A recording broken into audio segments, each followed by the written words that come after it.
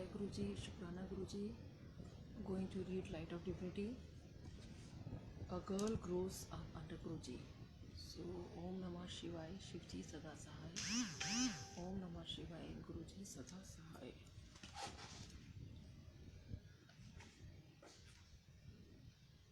I hope I am audible.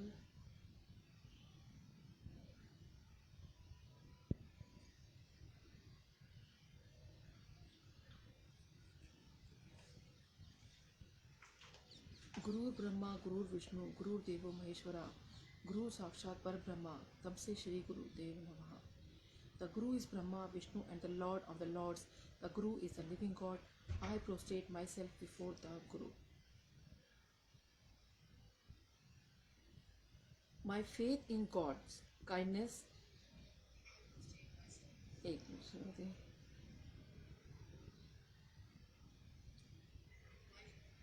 My faith in God's kindness and His love for mankind had always been shaky till I met Him in a flesh and blood in the form of Guruji. Explaining Guruji's grace in words is a Herculean task, just as our prayers are answered by God.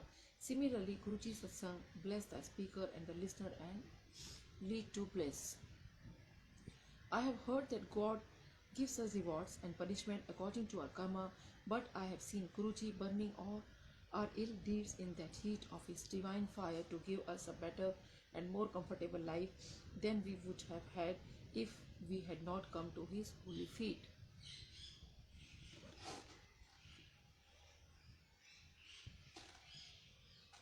The first time I had Guruji Darshan, I was in class 11. Though I had been born in Punjab, we lived in Noida, and my acquaintance with Punjabi was non-existent. Therefore, I could not understand anything, be it Shabad or Guruji's words. Even then, my answer to any query on my first experience invariably reflects how great I felt after that visit. This was followed by many fascinating experiences which helped ground my belief in Guruji. My master's voice speaks through me.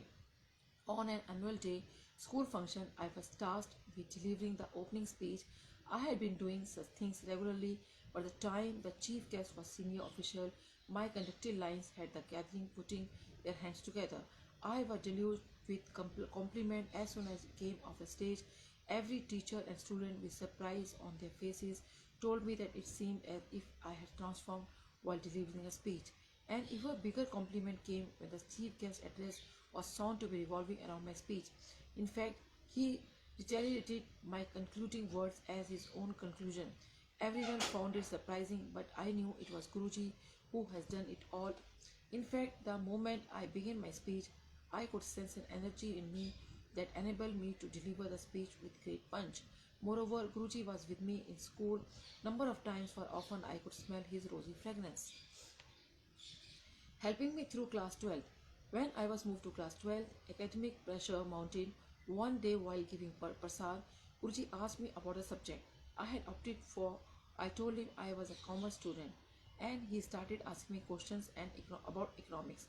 He queried me on credit control. Though I knew the answer, I went blank in front of Guruji and could not answer. Guruji concluded the conversation by advising me to serious about studies, though at that moment I was unable to fathom what had happened during subsequent months. I realized what Guruji had done. Guruji's words of caution had me taking special care of economics. This ensured that I was fairly well prepared to face what happened later. For the second half of the session, we had to study the subject on our own since our economics teacher left the school, but Guruji's warming had helped me avoid last minute's blues, and I scored 97% in economics. As my board exam were approaching, my visits to Guruji became less frequent. Partly due to Guruji's instruction that I study, it was on 13 January, Lodi Day in North India, that I accompanied my parents and brother to Guruji's place to seek his blessing for my board exam. The visit was expected to be the last before the completion of the exam. Guruji distributed prasad that day and was giving toffees when it was my turn. Though Guruji's instructions in general are that the prasad is to be finished at Guruji's place, only the toffees are an exception. So I had a part of the prasad and kept a part for consumption at a later date. I went to bow to Guruji for taking his leave. When I was about to get up, he took out a photograph and gave it to me, though I couldn't see my photograph packed near me. I was delighted as Guruji's photo a prized possession. What Guruji has done that night started unfolding on our way back. As I was holding the photograph, I realized it was exuding his fragrance. Exuding his fragrance. His fragrance came off the photograph throughout my board exams. I used to carry the photograph with me to the exams. After the last exam, the moment I returned home, the fragrance disappeared as though Guruji had blessed the photograph specially to take care of exam. When we reached back home that night, I counted the number of toffees left. I found that I had 12 toffees, which made it couple of toffees for each of the 6 papers. With toffees as a prasad and Guruji's photograph and fragrance with me through all the papers, I ended up scoring my good marks and gaining admission in one of the top colleges of Delhi University. Love and ice cream and the best birthday ever. Guruji, along with a few devotees, decided to go to hotel in Gurgaon and asked me to join in. Very shortly, we were at the Bristol Hotel, and I was the one hogging Guruji's special attention, as I was the youngest of the lot. Guruji walked briskly around the terrace of the hotel, settled down, and ordered cold drinks for the Sangha. We had a great time since the cold drinks were accompanied by snacks and followed by ice cream.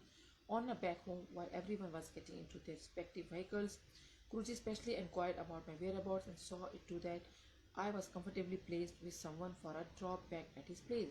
When we reached Guruji's place, Guruji asked me how the experience was. It had been absolutely wonderful. Guruji also asked me whether or not I had ice cream. I had not, since I had a sore throat, and I told him so. He said I should have taken the ice cream since it would have cured my throat. But I found later that those simple words of Guruji had cured my throat anyhow. Since then, I have never had severe throat trouble, which troubled me at least once a year. Guruji's admirable care and affection was again evident on a very special day. We were enjoying Shabbat and waiting for Guruji's to start distributing prasad. On Guruji's instruction, prasad was bought and kept right next to him. Guruji began distributing prasad from the side where I was sitting. In fact, I was the first to have it on that day as I went ahead and took it. Guruji sprung a well-kept bribe.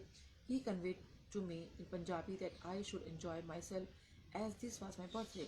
No one in the Sangat knew that my birthday and no one in my family that had told Guruji about it. That was my best birthday ever. Guruji is doing the impossible. After my graduation from Delhi University, for a shorter spell, I wasn't studying, and Guruji instructed me to join an MBA course through correspondence from Symbiosis, a premier management institute. I filled in the form and was through with the formalities just in time to get admission in that session. For the examination, I had filled in a South Delhi center as for first preference since it was closer to our residence. But somehow when I got my admit card, I found that the examination center allocated was across Delhi. My father tried to get the center changed, but we received communication from the Pune headquarters for the college that the center, once allowed, could not be changed. Due to the exam on successive days, it was impractical to travel a one-way distance of about 45 km daily, so I had to plan a stay at my grandparents' place 10-15 km from the center. The problem was that living with my grandparents at Noida made it impossible for me to have Guruji's darshan.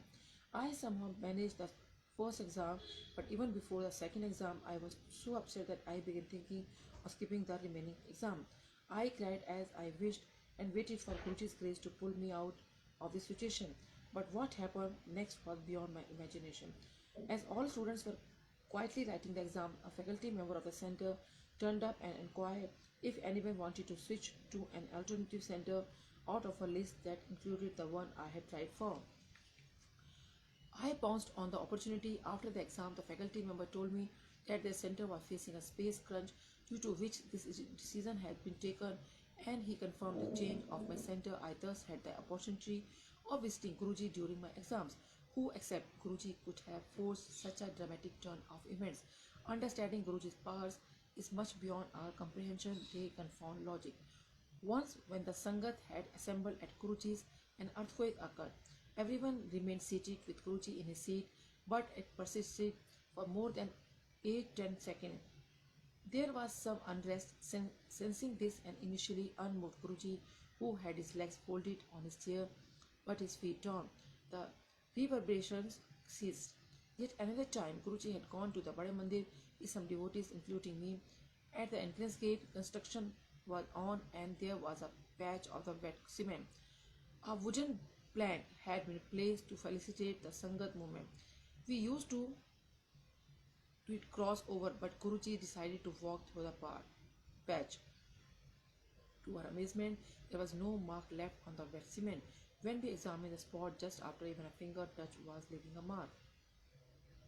Marriage in 15 days, once in a Guruji Sharan, all our troubles and worries are taken care of by Guruji. Since our knowledge is limited to experience we carry forward and the situation we face in the present, our understanding of our needs is limited. On the contrary, Guruji knows of our own future need and in fact make provision for their fulfillment. Guruji had decided when I was to get married and in fact had communicated the same to my mother about 6 years in advance. But the wedding took place at an unimaginable pace.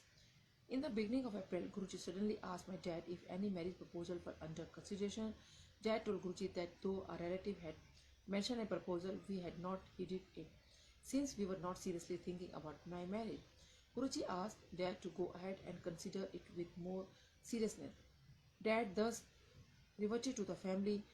The groom to be was posted in Sweden and was expected in India on 16th April for a month's annual vacation. It was decided that both families would meet on 17th April. On 17th April, when we met for the first time, in a couple of hours the mood turned festive. All the arrangements were done and then we had a ring ceremony immediately. On our very first meeting, within a couple of days, the marriage date was also decided. The 30th of the same month, the arrangements were made on a fair footing and I got married on the 30th April. Though Guruji was physically not present in the marriage, Guruji's grace was evident in every bit of whatever happened that night. Everyone present there could not stop appreciating the decoration, ambience, food, each and every aspect distinctly reflected Guruji's grace. Meeting Guruji at Eiffel Tower. My husband was booked to return to Sweden by the middle of May as he had to join office, but arranging for my passport and visa in 15 days was impossible. An application was made as soon as possible, but the Swedish embassy told us that all visa applications had to go to Sweden for approval and only then could they grant a visa. So Sushil, my husband, had to leave alone as postponing the program was not possible. In Sweden, he also visited the embassy to get the case expedited. A month passed by. It was in the first week of June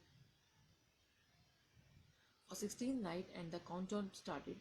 It went to the wire on the visa was not available. I was disappointed since it meant a delay of at least a week. I communicated this to Dad but decided to give it another shot. Miraculously, the officer handed over the visa to us in the next couple of hours. Delighted, I called up Dad to break the news. He was surprisingly not surprised. Dad later told me Guruji had already told him about my visa sanction 15-20 minutes before my call. I realized that without Guruji's intervention, getting the visa on that day was impossible. Guruji is an endless source of love and possesses ultimate powers. He is not bound by physical barriers. He can seamlessly see the past, present and future and transfers any distance and cyber call. In Sweden, my husband and I planned to visit Paris over a weekend. When we were at the Eiffel Tower, first floor, I was overjoyed as I felt Guruji's strong fragrance. During my very next phone call with Dad, I was told Guruji was asking about me the other day. Dad told me the date and time of the conversation with Guruji. Some calculation revealed that when Guruji had asked Dad of my whereabouts, I had smelled his fragrance at the first floor of the Eiffel Tower. An account of my experiences with Guruji is akin to a dumb woman trying to explain the taste of a sweet. No words can articulate who is he and what he means to me. I would just request Guruji to hold our hands always as he has done through these golden years of our association with him.